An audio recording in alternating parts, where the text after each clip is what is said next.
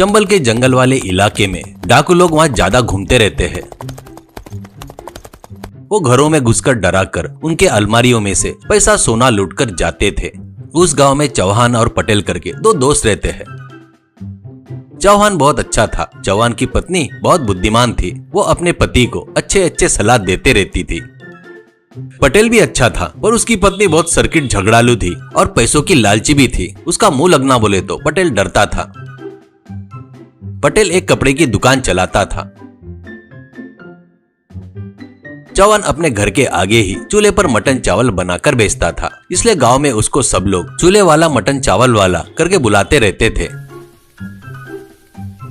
कभी कभी पटेल वहां आकर मटन चावल खाने के लिए आता तो खाने के बाद पैसे देने जाता तो चौहान नहीं लेता था। तू मेरा बचपन का दोस्त है, तेरे से पैसे कैसे ले सकता हूँ, नहीं नहीं करके समझाता था। चौहान और उसके पत्नी को दक्षिण भारत के पुण्य क्षेत्रों के मंदिर में दर्शन करके आने की इच्छा थी। एक दिन पटेल चौहान के पास आकर मटन चावल खाते वक्त, चौहान दोस्त, मैं और मेरी पत्नी मिलकर दक्षिण भारत के मंदिरों में यात्रा पर जाने के सोच रहे हैं। ये तुझे पता है ना, घर में पैसा रखकर जाना बोले तो डाकुओं का डर है। घर में 5 लाख रुपए है, वो मैं आते तक अपने घर में रखेगा क्या, ऐसा कहता है। पटेल, मेरे पास तेरा धन रख सकता हूँ रे, पर वो डाकू मेरे घर में घुसे तो तब मेरे पैसों के साथ में तेरा पैसा भी जाएगा ना, इसलिए गाँव के बाहर के बड़ के पेड़ के नीचे पैसा गाड़ कर रखा। तू भी वैसा कर, वापिस आने के बाद ले सकता है। चौहान, अरे वाह, बढ़िया आइडिया है, पर दिन में वो काम किया तो कोई देख सकता है, इसलिए आधी रात को वो काम करूंगा। मुझे अंधेरे में अकेले जाना बोले तो डर लगता है। तू भी मेरे साथ में आएगा क्या, कहता है। पटेल ठीक है कहता है। ऐसे रात में चौहान पटेल को लेकर एक पेड़ के नीचे खोदकर वहां 5 लाख रुपए गाड़ देता है। अगले दिन सुबह ही चौहान अपने पत्नी के साथ यात्रा के लिए निकल जाता है।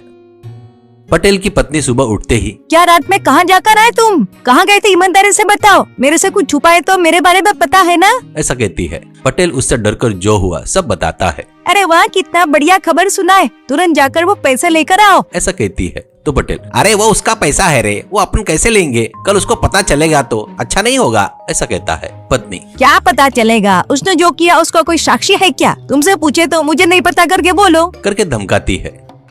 उसको क्या करना समझ में नहीं आने से पत्नी ने बताया वैसा ही जाकर खोदकर पैसा लाकर उसको देता है।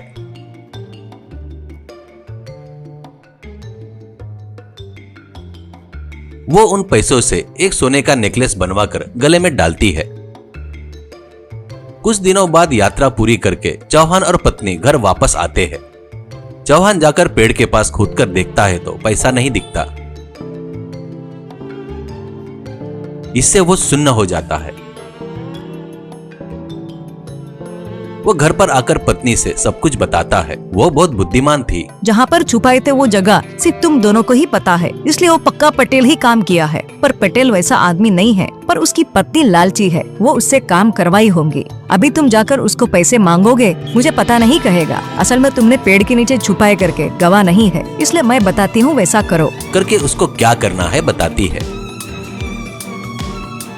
वो तुरंत पटेल के दुकान के पास जाता है। उसको देखकर पटेल घबरा जाता है और मन में, इसका चेहरा देखे तो इसके चेहरे पर घबराहट नहीं दिख रही है, क्यों, यानी अभी तक वो पेड़ के पास नहीं गया शायद, सोचकर, अरे हाँ हाँ दोस्त आजा, कब आया यात्रा से, कैसी रही यात्रा, ऐसा कहता है। तो चौहान, तुम्हारी दया से सब बढ़िया रहा। हाँ, एक बात बताने के लिए आया हूँ दोस्त, अपने को और एक बार उस पेड़ के पास जाना पड़ेगा, क्योंकि कल ही मेरे मामा जी ने जगह खरीदने के लिए 10 लाख रुपए भेजे। ये 10 लाख रुपए भी वहाँ गाड़ दिए, तो इस बार मैं उत्तर भारत के मंदिरों में जाकर दर्शन करने का सोच रहा हूँ। कल रात में तुम्हारे घर पर आता हूँ, अपन दोनों मिलकर पेड़ के पास जाएंगे, ऐसा कहता है। वो सुनकर पटेल मन में, पेड़ के पास क्या, करके सोचकर, अरे हाँ ठीक है, हाँ जाएंगे, ऐसा कहता है।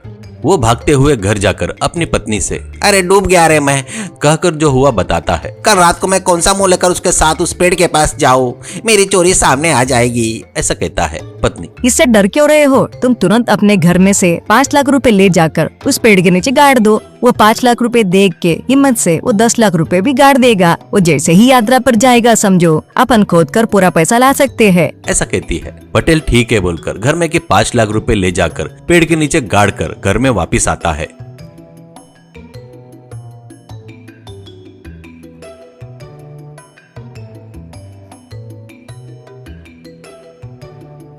अगले दिन पटेल चौहान के लिए दिन भर राह देखता है, पर वो नहीं आता। आधी रात हो जाती है। अब पटेल से रहना नहीं हुआ। वो जाकर चौहान के घर का दरवाजा ठोकता है। अच्छे गहरी नींद में सोया हुआ चौहान आंखें मसलते हुए दरवाजा खोलकर, क्या दोस्त आधी रात को आया, जमाई लेते हुए कहता है। पटेल, क्यों क्या, आज रात को पेड़ के पास जाएंगे बोला था ना, ऐसा कहता है। चौहान, ओहो वो क्या, अरे भूल गया रे, तेरे को सुबह होने के बाद बताता सोचा, फिलहाल यात्रा कैंसिल कर दिया दोस्त, कुछ दिन रुक कर जाने की सोच रहा हूँ, इसलिए शाम को वैसे ही जाकर अपने गाड़ी से 5 लाख रुपए ला लिया, ऐसा कहता है। बस पटेल चक्कर आकर नीचे गिर जाता है।